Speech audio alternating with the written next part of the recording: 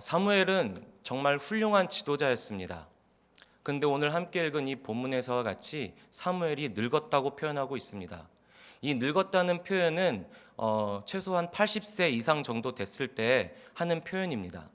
그래서 사무엘은 80세 이상 된 나이가 많이 들었기 때문에 이제는 사사직을 수행하기가 버거워졌습니다. 그래서 자신의 아들인 요엘과 아비야에게 사사의 직을 위임한 것입니다. 그런데 이 두 아들이 사사의 직을 잘 수행해야 함에도 불구하고 뇌물을 받고 그 뇌물에 따라서 이익에 따라서 잘못된 판결을 내리곤 하였습니다. 그래서 이스라엘 부족 전체가 근심에 빠졌습니다. 이 사사가 정말 훌륭하게 치리함에도 모자란데 이렇게 불의한 일을 행하는 사사가 세워졌으니 이제 이스라엘의 운명은 어떻게 될 것인가 고민에 빠진 것이죠. 더군다나 이 이스라엘 부족을 둘러싸고 있는 블레셋과 아수르는 이제 강력한 왕이 들어서서 그 왕 아래에 강력한 군대가 다스리는 그러한 왕권이 집중된 강력한 나라가 되었습니다. 그래서 이 나라가 언제든지 쳐들어오면 이 작은 이스라엘 부족 국가는 죽임을 당할 수밖에 없는 처지에 놓여 있게 된 것입니다. 이들은 하나님께서 임명하신 사사에게 기대어서 삶을 살아가고 있었는데 지금 이 요엘과 아비야는 사사로서 정의롭지 못한 것이지요. 하나님께서 다스리시는 이 이스라엘 부족에게는 가장 중요한 것이 바로 정의로운 것입니다. 그런데 이 정의의 문제를 가볍게 여겼으니 이스라엘 백성들이 근심에 빠지고 두려움에 떠는 것은 당연한 것입니다. 거기에 더불어서 이들의 역사를 잘 알고 있습니다. 사사가 처음에 운율부터 시작해서 삼손에 이르기까지 이 연대기를 쭉 보면 이 사사들이 점점 뒤로 갈수록 힘이 약해지고 그 승리도 버거워지기 시작하는 겁니다. 예를 들어서 처음 사사로 임명됐던 운니엘은 이방 민족의 침략에 간단하게 이겨버렸습니다. 간단히 제압해버렸습니다. 그런데 삼손은 사사들 중에서 가장 강력한 능력을 갖고 있다고, 가장 강한 힘을 갖고 있다고 함에도 불구하고 정말 버거운 승리를 갖고 왔습니다. 자신이 죽음을 선택함으로써 그 죽었을 때 물리쳤던 블레셋 군사의 숫자가 살아있을 때 물리쳤던 블레셋 군사의 숫자보다 많았다고 합니다. 가장 비참한 최후를 맞이한 사사인 것이지요. 더군다나 사무엘이 너무나 훌륭한 지도자였기 때문에 그 요엘과 아비야는 너무나 아버지와 비교가 되었습니다. 그래서 이스라엘 백성들은 하나님께 고민하다가 장로들을 앞세워서 이렇게 요구를 하는 것이죠. 하나님, 우리도 열방과 같이 눈에 보이는 왕이 다스리는 그곳에서 살게 해주십시오. 불안해서 못 살겠습니다. 이렇게 요구를 하는 것입니다. 근데 잘 아시다시피 하나님은 당신의 백성들에게 무엇을 요구하셨습니까? 내가 거룩하니 너희도 거룩하라. 너희는 거룩한 자들로 살아야만 한다. 이 거룩한 삶이란 것은 구분된 삶을 의미하는 것입니다. 영어로 표현하면 굉장히 명확한데요. 리브 어파트를 얘기하는 것입니다. 완전히 나누어진 삶을 살라는 것이죠. 그래서 하나님께서는 손수 이스라엘 백성들을 애굽의 바로와 왕의 노예에 살고 있을 때 끄집어내서 하나님의 영역인 가나안 땅에서 살도록 손수 마련해 주셨습니다. 이들은 지금 가나안의 영역 안에서 살고 있는 자들입니다. 그런데 이들의 미래가 두렵기 때문에 눈을 들어서 하나님을 바라보는 것이 아니라 저 세상 죄악 가운데 있는 세상 열방과 같이 우리에게도 왕을 주셔서 차라리 우리가 노예 같은 삶을 살지언정 죽기보다 낫지 않겠습니까? 이런 요구를 하고 있는 것입니다. 사무엘도 잘못이 있습니다. 사무엘 우리가 잘 알고 있지 않습니까? 엘리 대제사장과 함께 살면서 엘리 대제사장의 그 가문이 어떻게 무너졌는지를 알고 있는 자입니다. 그 아들인 홈니와 비느하스가 어떻게 죽었는지를 알고 있는 자입니다. 그런데 사사는 하나님이 임명하시는 고유 권한임에도 불구하고 오늘 본문에 뭐라고 나와 있습니까? 사무엘이 자기 임의대로 아들들을 사사로 세웠습니다. 이것은 큰 잘못입니다. 이 사무엘과 사무엘의 두 아들이 저지른 이 잘못 때문에 결국엔 이스라엘은 하나님의 영역에서 하나님을 바라보는 것이 아니라 저 열방과 같이 되게 하여 주시옵소서. 차라리 우리가 노예 같은 삶을 살지언정 그렇게라도 살고 싶습니다. 이렇게 요구하는 장면입니다. 인간의 두려움은 하나님을 배신하는 결과를 그리고 오판하는 결과를 낳게 됨을 오늘 본문을 통해서 우리는 확인할 수 있습니다. 오늘 본문을 제가 묵상하면서 뇌리에 딱 스치는 한 장면이 있었습니다. 그거는 바로 본디오 빌라도가 예수 그리스도를 재판하는 그 상황입니다. 본디오 빌라도는 확실하게 예수 그리스도가 무죄인 것을 알고 있었습니다. 그럼에도 바라바와 예수 그리스도를 회중들 앞에 딱 세우고 둘 중에 한 명을 원하면 그를 사면하여 주겠다고 얘기를 했습니다. 이스라엘 백성들은 이구동성으로 우리에게 바라바를 주십시오 이렇게 말을 합니다. 그들이 왜 그렇게 했습니까? 두려워서입니다.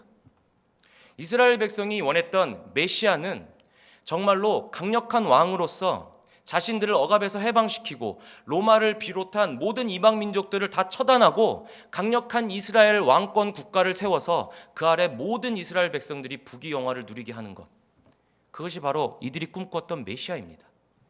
근데 자칭 메시아라고 나온 예수라는 사람이 한다는 얘기는 너희들이 이제껏 살아왔던 신앙생활 그거 다 잘못된 거야. 너희들이 꿈꾸는 내세의 부귀영화 다 잘못된 거야. 하늘나라에 소망을 두고 살아야 되고 어쩌면 너희가 나를 믿으면 믿을수록 더 궁핍하고 핍박을 받는 삶을 살 수도 있어. 그것이 바로 그리스도인의 삶이야. 이렇게 얘기를 하는 것입니다. 그러니 어느 누가 이런 메시아를 메시아라고 인정하고 좋아하겠습니까? 그러니까 그들이 원하는 메시아 삶과 맞지 않기 때문에 예수를 버리고 그들은 바라바를 선택합니다. 사무엘과 두 아들 요엘과 아비야가 저지른 그 잘못 때문에, 올바르지 못한 그 사사 리더들 때문에 이스라엘 백성은 하나님을 바라보는 것에서, 하나님의 영역에서 이제 세상의 영역을 바라보며 세상과 같이 되기를 원합니다. 거룩한 삶을 포기하고 세상과 똑같은 삶을 살기를 바라게 되는 것입니다. 근래에 들어서 한국에서 우리 기독교가 정말 많이 욕을 먹고 있습니다.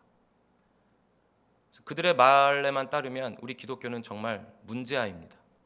그리고 고문관 같은 역할입니다. 그런데 분명한 것은 일제 치하에서도 앞장서서 독립운동을 했던 그분들의 과반수가 크리스찬이었고, 6.25 전쟁 전후 그리고 복구할 때 그때 사회 기반 시설을 닦아주면서 이 나라의 성장을 일으켰던 그 장보인들 중에 하나가 크리스찬들입니다. 그리고 1960년도, 70년도, 80년도에 민주화운동을 같이 뛰었던 자들도, 시민편에서 같이 싸웠던 자들도 크리스찬들이 많습니다. 그렇기 때문에 한국 사회에서 이 기독교인들은 굉장히 선구자적인 역할을 했으며 좋은 이미지의 동료이자 벗이었습니다. 그런데 지금은 완전히 나락으로 떨어졌습니다. 완전 천둥벌거숭이처럼 취급받고 아무것도 모르면 날뛰는 자들로서 여겨지고 정말 생각 없는 자들로 여겨지고 있습니다. 오늘 본문에서처럼 사무엘의 이 두 아들이 저지른 잘못 때문에 이들은 신뢰를 잃었습니다. 그리고 그들이 함께했던 백성들이 하나님을 바라보는 것이 아니라 이제 세상과 같이 되기를 바라고 있습니다. 그리스도인이 그리스도인의 정체성을 잃었을 때에는 세상의 사람들보다도 더 취급받지 못하는, 그 인정받지 못하는 자리에 나락으로 떨어질 수도 있는 것이고, 그리스도인이 그리스도인의 삶으로서 정체성을 내비치지 못하면 그들이 속한 사회가 하나님을 바라보지 않고 세상과 같이 되려고 한다는 것을 오늘 본문을 통해서 볼 수 있습니다. 이들은 지극히 자신들의 평범한 삶이 위협을 당했을 때 평범한 상식성에서, 평범한 삶의 연장선상에서 이러한 선택을 하는 것입니다. 저는 이 부분에 주목을 합니다. 제가 매번 설교를 할 때나 찬양팀에서 이런 얘기들을 나눌 때도 제가 항상 강조하는 부분인데요. 평범성입니다. 평범성. 우리는 항상 성경을 텍스트로 이렇게 볼 때마다 이렇게 쉽게 판단을 합니다. 아니 어떻게 이스라엘 백성이 하나님한테 이렇게 할 수가 있지? 아니 어떻게 이스라엘 백성이 예수 그리스도 대신에 바라바를 달라고 요구할 수가 있지? 이게 말이나 되는 소리야? 라고 이렇게 쉽게 단정짓지만, 그러나 그들이 우리와 다른 사람들이 아닙니다. 이 성경 본문 속에 등장하는 이스라엘 백성들이 우리와 다른 사람들이 아니란 것입니다. 무지몽매하거나 이기적인 집단이 아니란 것입니다. 우리와 똑같이 평범한 삶을 하루하루 열심히 살아가는 사람들입니다. 이들의 입장에서 한번 바라봐야 합니다. 왜 이들이 하나님께 열방과 같이 됐으면 좋겠다고 했을까요? 죽을 위기에 처했기 때문에 두려워서입니다. 자신들을 둘러싸고 있는 블레셋과 아수르를 이겨낼 수 있는 리더도 없을 뿐더러 자기들은 국가도 아닌 부족이기 때문입니다. 그래서 하나님에게 버림을 받는 순간 우리의 삶은 미래가 불투명하기 때문에 이러한 두려움 가운데서 하나님께 요구하는 것입니다. 차라리 하나님, 노예의 삶을 살겠으니 열방과 같이 왕을 주시어서 우리를 다스리게 하옵소서. 하나님이 8장 8장 9절 이하에서 그렇게 설명을 하셔도 우리는 그래도 노예와 같은 삶을 살겠습니다. 그러면 목숨이라도 부지할 수 있지 않겠습니까? 라고 얘기하고 있습니다. 빌라도가 재판하는 그 장면에서 이스라엘 백성은 왜 예수 그리스도 대신에 바라바를 요구했을까요? 바라바를 흉악범이라고 알고 있습니다. 예, 맞습니다. 근데 그것은 이스라엘 백성의 입장에서 흉악범이 아닙니다. 로마 입장에서 흉악범입니다. 고대 역사가들의 고증에 의하면 이 바라바는 질럿당원이었을 가능성이 굉장히 높다고 합니다. 질럿당원 아시지 않습니까? 로마에 대항해서 유대인들은 많은 단체와 집단들을 만들었습니다. 로마에 대항하는 것이죠. 그 중에서 가장 과격하고 무력을 사용해서 체제를 전복하는 목적을 갖고 있는 단체, 이것이 바로 질럿당원입니다. 그래서 이들은 깊은 산속이나 동굴 같은 곳에 숨어 살면서 그곳에서 로마 귀족들을 죽이고 그 재산을 빼앗고 거기를 통행하는 사람들을 재산을 약탈해서 자신들이 테러하는 이 자금을 그것으로 충당을 했습니다. 그러니까 로마 입장에서는 흉악범인 것이죠. 체제에 자꾸 반하고 무력을 사용해서 자기들을 죽이고 하니까. 하지만 이들이 이스라엘 백성에서는 흉악범입니까? 적어도 최소한의 적은 아닙니다. 로마는 적이었지만 이 질럿당원들은 그렇게 적은 아닙니다. 무서운 사람들이긴 하지만. 그렇기 때문에 예수 그리스도, 우리의 삶이 송두리째 잘못되었고 우리의 지금 신앙이 잘못되었고 나중에 미래 오실 메시아를 통해서 우리가 해방될 날만을 기다리고 있는 이스라엘 평범한 사람들에게 그 모든 소망들이 잘못되었다. 하늘의 소망을 둬야 하고 너희의 삶은 더 어려워질 수도 있어 라고 얘기하는 이 자칭 메시아보다 로마에 대항해서 싸우는 저 질럿당원인 바라바가 낫지 않습니까? 이 상황을 알게 되신 성도님 여러분께 제가 다시 한번 묻겠습니다. 그 선택의 상황에 있으시다면 예수를 선택하시겠습니까? 바라바를 선택하시겠습니까? 이제 어려운 문제입니다. 저는 그 선택의 기로에 섰을 때 당연히 그래도 나는 예수를 놓아달라고 할 거야 라고 말을 못하겠습니다. 왜냐하면 저도 평범한 사람이기 때문이죠.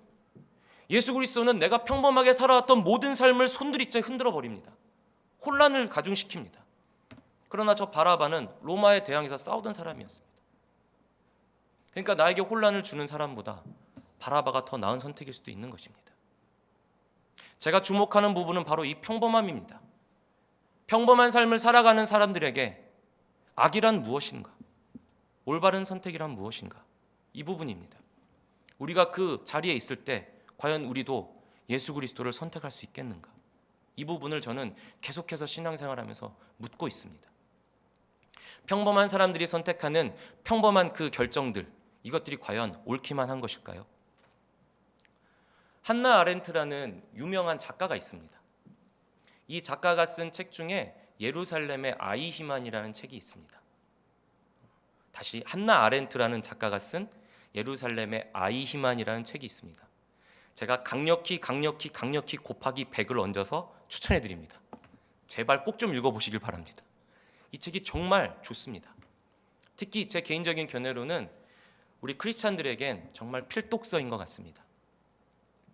이 아이히만은 아돌프 아이히만이라는 사람인데 2차 세계대전 때 나치 당원이었고 독일의 중간 간부였습니다. 이 사람이 맡았던 행정의 일은 무엇이냐면 유대인들을, 독일 내에 있는 유대인들을 집단 수용소로 이동시키는 것을 이렇게 허락하는, 그걸 인정하는, 인간에는 그런 작업을 했던 행정장교였습니다. 이 사람의 이 사인 한 번 때문에 수많은 유대인들이, 우리가 잘 알고 있는 홀로코스트, 대량 학살을 당했습니다. 최소한의 수만 명이 죽었습니다. 이 사람이 붙잡혔습니다.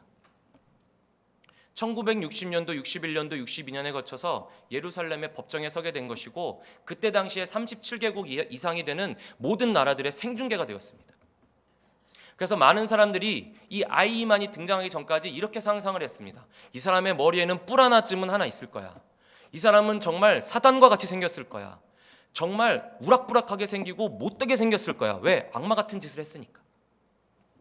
근데 이 아이히만이 재판정에 들어섰을 때 사람들은 정말 충격에 빠졌습니다. 사진을 띄워주시겠습니까? 이것이 아이히만의 모습입니다. 정말이지 재판정에 들어선 아이히만의 모습은 너무나도 깔끔하고 젠틀하고 교회 가서 흔하게 만날 수 있는 그 집사님과도 같은 모습이고 우리 옆집 아저씨와 같은 중년의 모습이었습니다. 이 아이만에게 판사가 이렇게 묻습니다. 당신의 죄를 인정합니까? 아이만이 이렇게 대답합니다. 도대체 무슨 죄를 자꾸만 나에게 인정하라는 것입니까? 나는 그저 공무원으로서 한평생 열심히 일하며 살았을 뿐입니다. 내가 나라의 월급을 받는 사람으로서 일을 할 때 그 주어진 일을 하지 않았다면은 그것은 직무를 다하지 않은 범법 행위가 되겠지만, 그러나 나는 단 한 번도 나라를 위해서 열심히 일하지 않은 적이 없습니다. 나는 공무원으로서 열심히 일을 했습니다. 이렇게 얘기를 하는 것이죠. 맞습니다. 아이만은 진짜 공무원으로서 열심히 일을 했습니다. 이 사람이 나치당에 가입을 한 것은 어떤 나치즘에 사로잡혀서가 아니라 20대 때 구직활동을 할 때 너무 배가 고프니까 가난했기 때문에 거기 가면 빵도 주고 뭐 배급 좀 준다고 해서 갔던 것입니다. 복사 같은 일을 허드렛 일을 하다가 점점 성실함이 인정받아서 나중에는 그 수송하는 임무를 맡았던 것 뿐입니다. 그리고 이때 당시에 히틀러가 법을 제정하기를 독일 내에 있는 유대인들과는 밥도 같이 먹지 말고 말도 섞지 말고 그들과는 결혼도 하는 것을 금했습니다. 왜냐하면 더러운 피가 흐르는 자들이었기 때문이죠. 그래서 정말 독일 내에서 유대인들은 개 돼지처럼 취급을 받았습니다. 그러니까 아이만은 어떤 생각을 했냐면 이들이 그런 취급을 받는 바에는 차라리 이들을 강제로 이주시켜서 자기들끼리 집단을 형성해서 사는 것이 어쩌면 이들 삶에 좋겠구나. 나는 이들을 위해서 지금 일을 하고 있는 것이네 라는 생각을 하고 일을 했다고 합니다. 근데 나중에 가서야 이들이 집단 수용소에 옮겨져서 대량 학살을 당했다는 걸 그제서야 알고 충격을 받았다고 합니다.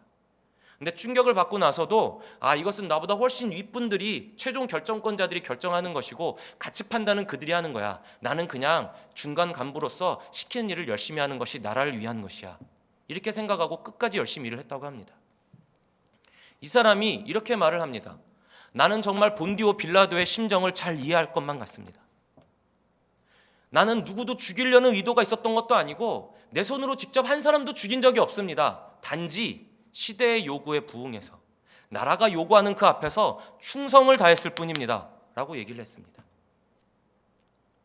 이 재판이 진행되는 동안에 정신분석학자 유명한 사람 6명이서 이 아이만의 정신을 분석하고 감정했습니다. 그런데 놀라운 결과가 나왔습니다. 이 6명의 의사들이 똑같이 동일하게 이렇게 말을 하는 것입니다.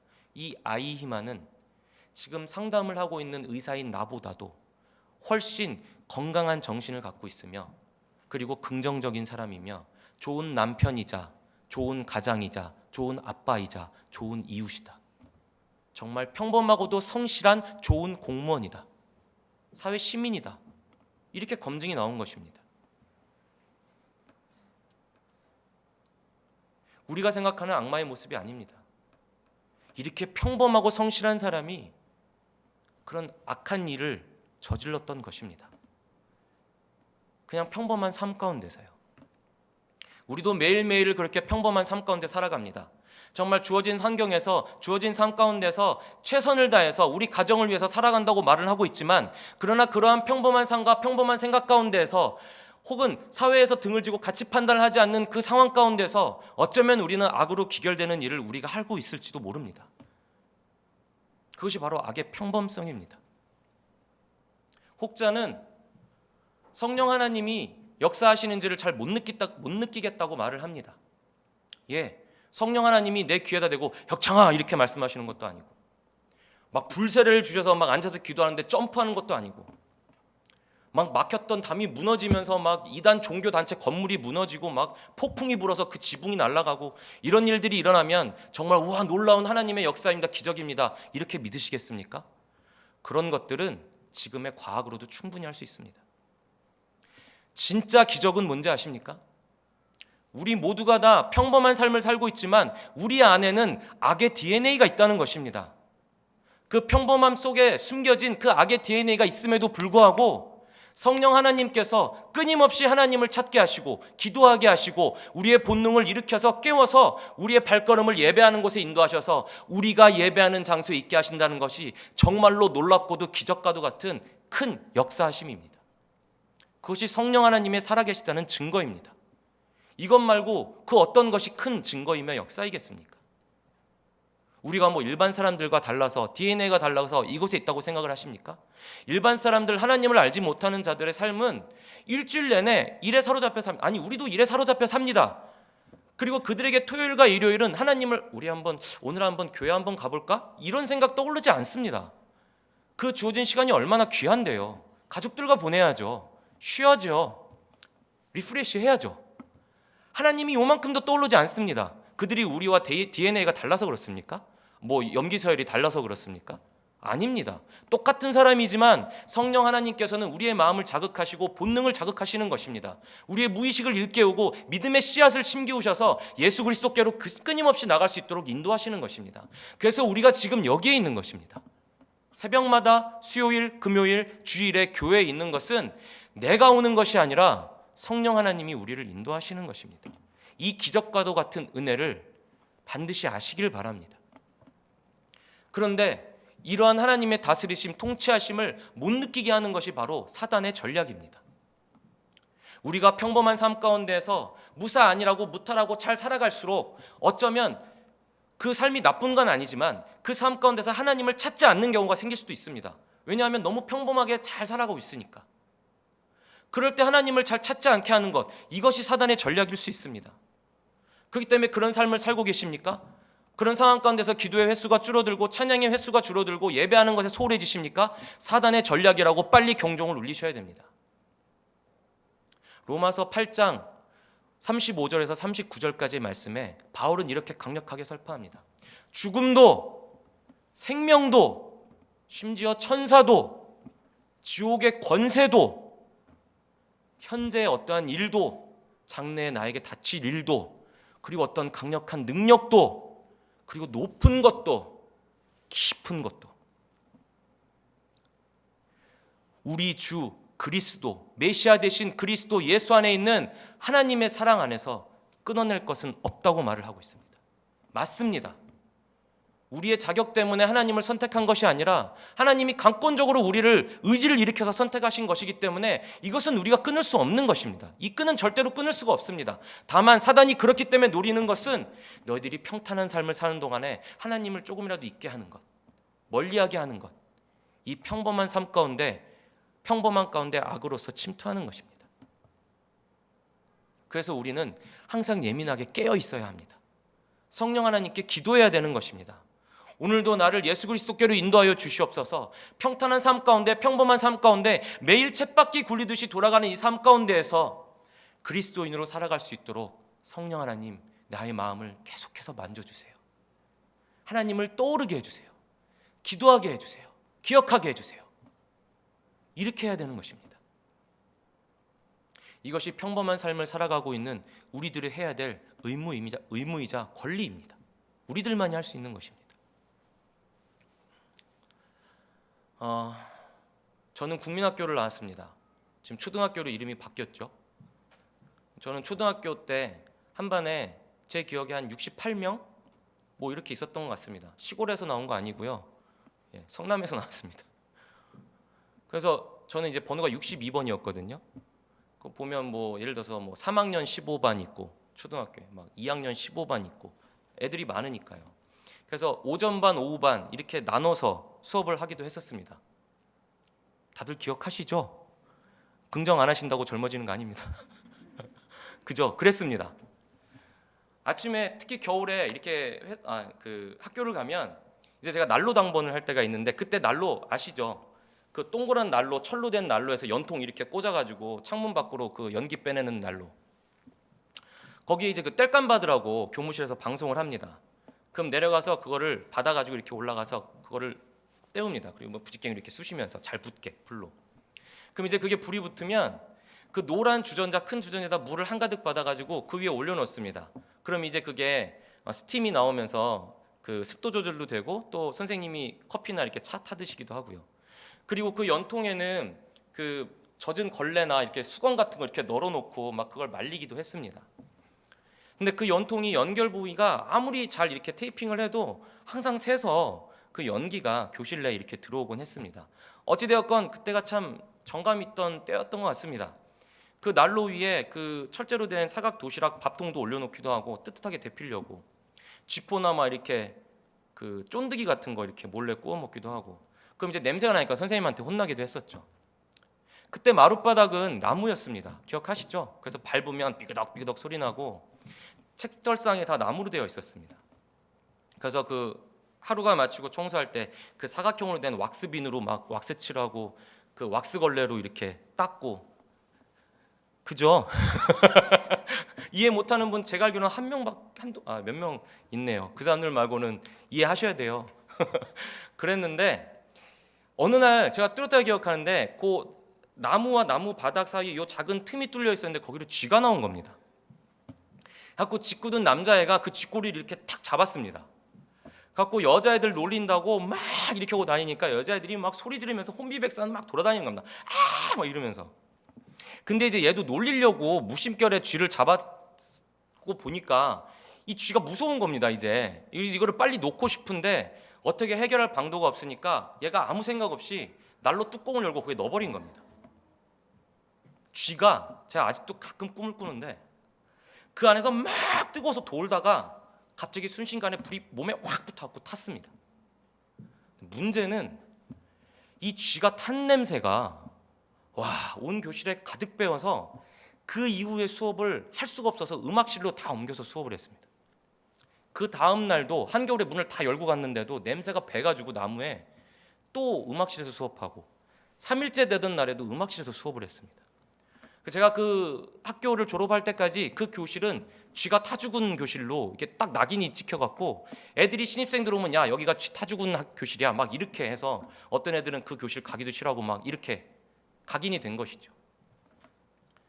레위기에서 나오는 번제가 바로 그겁니다. 똑같습니다. 레위기를 읽어보시면 이스라엘 백성은 하루에 기본적으로 2번 번제를 드려야 합니다. 번제가 뭔지 아시죠? 불태워서 다 태워서 드리는 것입니다. 그럼 만약에 내가 이스라엘 백성이라고 하고 한번 상상을 해보겠습니다. 제가 좀 늦잠을 잤습니다. 의식이 돌아와서 잠을 이렇게 깨려고 하니까 어디선가 동물이 타는 냄새가 막 진동을 합니다. 그 냄새를 맡고 의식을 깨어서 이렇게 일어나면서 무슨 생각을 하게 될까요? 내가 죽어야만 하는 죄인인데 나 대신에 저기 타고 있는 동물 때문에 내가 오늘도 하루를 연장했구나. 하나님의 은혜로 오늘도 내가 눈을 떴네. 오늘 하나님이 주신 이 삶을 감사하게 살아야겠다 하면서 하루를 살아갑니다. 하루의 일과를 마치고 저녁에 퇴근해서 또 동물을 번제로 올립니다. 그러면서 무슨 생각을 하겠습니까? 오늘도 하나님의 보호하심에 따라 일과를 잘 마쳤구나. 하나님이 보호하시지 않았다면 저 동물 대신에 내가 타서 죽었어야 되는 죄인인데 하나님이 무엇 때문에 나를 이렇게 사랑하셔서 나를 이렇게 또 살게 하시나. 당연히 이런 생각을 하지 않겠습니까? 그리고 번제에 바쳐진 그 동물들의 피는 지성소에 뿌려졌습니다. 우리가 흔히 이스라엘 부족의 그 마을을 생각할 때 깔끔할 것이라고 상상을 하지만 아니요. 매일 1년 365일 특히 축하할 날이 있을 때 또 죄를 지었을 때 아니면 절기가 닥쳤을 때에는 그거의 몇십 배에 달하는 동물들을 태우고 죽이고 지성소에 피를 뿌려야만 했습니다. 그렇기 때문에 온 이스라엘 마을에서는 1년 내내 단백질 타는 냄새, 동물이 타는 냄새와 그 피 비린내가 진동합니다. 그 냄새를 맡으면서 사는 것입니다. 자각하면서 내가 죽었어야 되는데 하나님이 이 하루를 또 허락하시는구나. 이것을 향기로운 제물, 향기로운 제사라고 표현하고 있습니다. 이것이 어떻게 향기로운 제사가 될 수 있겠습니까? 그것은 하나님이 매일매일 주시는 그네 앞에 그 은혜를 인정하고 순종하고 겸손하고 감사하는 마음으로 하루하루를 살아가는 그 매일매일이 연장되는 것 때문에, 연장되기 때문에 그것이 향기로운 제사가 될 수 있는 것입니다. 하나님께서 이스라엘 백성에게 명령하신 데에는 그러한 이유가 있는 것입니다. 너희가 나를 기억하라. 너희의 생명은 나로부터 인한 것이다. 나를 꼭 기억하라. 거룩하라. 이렇게 말씀하시는 것입니다. 맞습니다. 우리도 매일매일 찬양하고 큐티하고 기도하고 가족을 위해서 열심히 살아가고 있지 않습니까? 이것이 우선순위만 바뀌지 않는다면, 하나님만이 최우선순위에 계시다면 우리는 주께 예배하는 삶과 비슷한 것입니다. 그런데 우리는 어떤 예배를 하고 있습니까? 우리가 예배한다는 것은 그것은 앞으로 다가올 미래를 위하여서 뭔가를 바쳐서 잘해 주십시오. 승진 잘 되게 해 주십시오. 우리 자녀가 좋은 학교에 입학하게 해 주십시오. 우리에게 좋은 집을 주십시오. 이걸 바래서 예배의 재단을 쌓는 것이 아닙니다.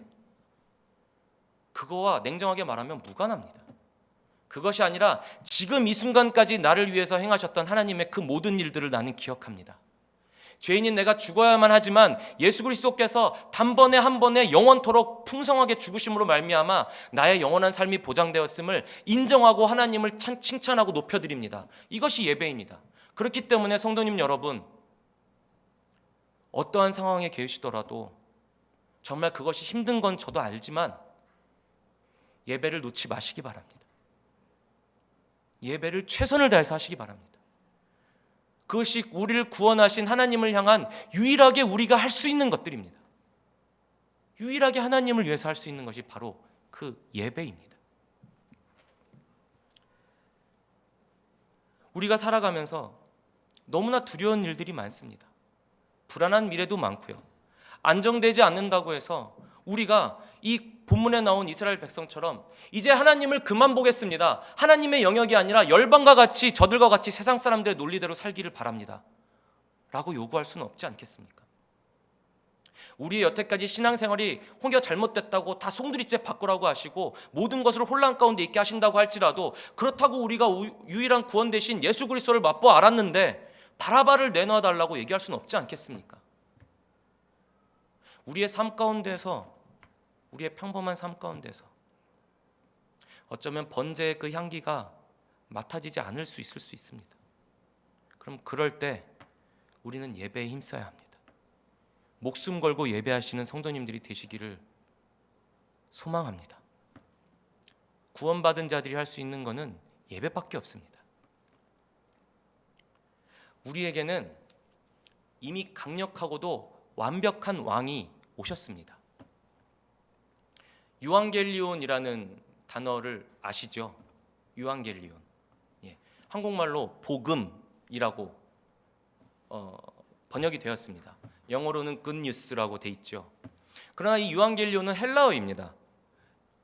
유앙겔리조마이라는 동사에서 이렇게 나온 명사인데, 유앙겔리온은 헬라 사람들이 사용됐을 때는 그런 용례로 사용된 것은 아닙니다. 이게 정확한 사용법은 어떤 것이었냐면, 왕이 없는 곳에서 갑자기 왕이 나타나서 모든 것을 평정하고 그 왕이 통치를 시작하는 것을 내가 딱 봤습니다. 보고 나서 그것을 모르고 있는 자들에게 소식을 전하는 자가 이렇게 말을 합니다.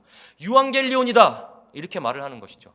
그 말은 뭐냐면 이 소식 가운데 왕이 나타났어, 그리고 왕이 통치를 시작하셨어 라는 것이 유앙겔리온이다 라는 말에 다 들어있는 것입니다. 또는 우리의 왕이, 우리가 섬기는 왕이 어떤 전쟁에서 붙어가지고 상대편 나라를 이겼습니다. 그래서 승리해서 큰 승리를 거둬서 그 나라까지도 통치하게 되신 것입니다. 이때도 똑같이 그 전령이 이렇게 말을 합니다. 유앙겔리온이다, 이렇게 말을 하는 것이죠. 마가복음 1장 1절을 기억하십니까? 마가복음 1장 1절을 함께 보겠습니다. 하나님의 아들 예수 그리스도의 복음의 시작이라, 이렇게 쓰여져 있습니다. 복음이니까 유앙겔리온이라고 쓰여져 있겠죠. 헬라어 원문상으로 번역을 하게 되면 이런 말입니다. 하나님의 아들 예수가 우리가 기다렸던 메시아이신데 그 왕이 통치를 시작하셨어 라는 말로 마가복음은 시작되는 것입니다. 다시, 하나님의 아들 예수, 이자가 메시아인데 유일한 왕으로서 그 통치를 시작하셨느니라 라고 선포하면서 마가복음은 그 글을 시작하고 있는 것입니다. 이것은 로마 황제, 그때 당시에 로마 황제에게만 쓸 수 있었던 단어였습니다. 유앙겔리온. 왜? 통치자는 유일한 한 명밖에 없었으니까요. 이렇게 선포하고 글을 시작한다는 것은 목숨 걸고 한 것입니다. 이거 검열 들어갔으면 바로 끌려가서 사형입니다. 근데 당당하게 마가는 선포하고 있습니다. 예수 그리스도 유일한 왕의 통치가 시작됐노라. 그러니 너희들은 회개하라, 천국이 가까이 왔다. 이렇게 복음을 전하는 것이죠. 맞습니다. 우리는 지금 그런 시대를 살고 있습니다. 이미 우리가 요구했던 왕은 오셨습니다. 그리고 잠시 하늘나라에 올라가셨다가 영원토록 다스리시기 위해서 다시 오실 것입니다. 우리는 그 사이에서 살아가고 있는 자들입니다. 근데 우리는 간혹 가다가 평범한 삶 가운데에서 번제의 향기를 맡지 못할 때가 있고 하나님을 등한시 여길 때가 있고 혹은 힘들다 보니까 하나님 우리도 열방과 같이 왕을 주셔서 우리를 다스리게 해주세요. 노예의 삶이 차라리 낫습니다 라고 왕을 요구하고 있지는 않습니까? 우리의 왕은 이미 오셨습니다. 그리고 유앙겔리온 왕의 통치는 이미 시작되었습니다. 이 사실을 믿는 저와 여러분이 되셔서 언제나 예배에 목숨을 거시고 끊임없이 예배하려고 힘쓰시는 여러분이 되시기를 간절히 소망합니다. 우리에게는 번제의 향기가 필요합니다. 그것을 맡으려고 애쓰시는 저와 여러분이 되시기를 소망합니다. 할렐루야, 아멘.